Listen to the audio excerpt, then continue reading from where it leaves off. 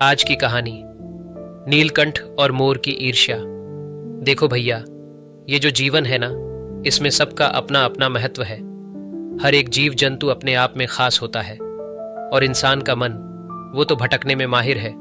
कभी इस पर ललचाता है तो कभी उस पर। ऐसी ही एक कहानी है नीलकंठ और मोर की। बचपन में मैंने ये कहानी अपने दादा से सुनी थी और अब मैं आपको सुना रहा हूँ। हमारे गांव के बगल में एक घना जंगल था।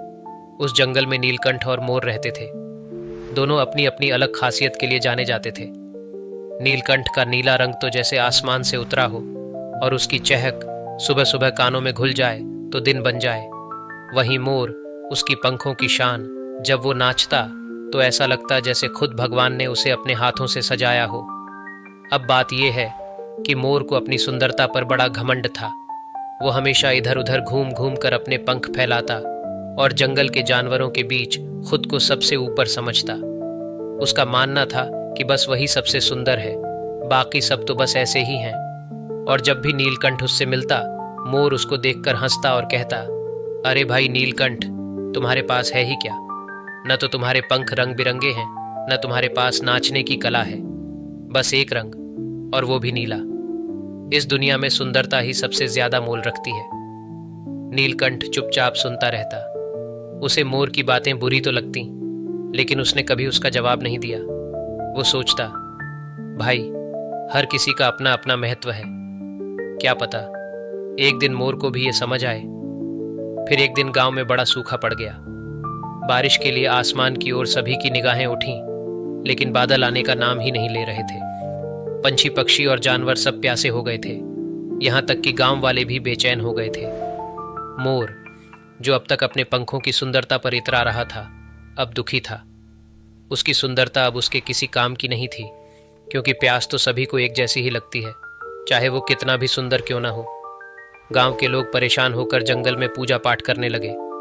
सबने भगवान से बारिश की गुहार लगाई और फिर गांव के बुजुर्गों ने कहा, अब हमें नीलकंठ को बुलाना चाहिए।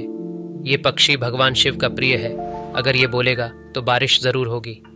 गांव के लोग नीलकंठ के पास गए और उसे बुलाया। नीलकंठ ने कुछ देर आसमान की ओर देखा और फिर एक पेड़ की सबसे ऊंची डाली पर जाकर बैठ गया।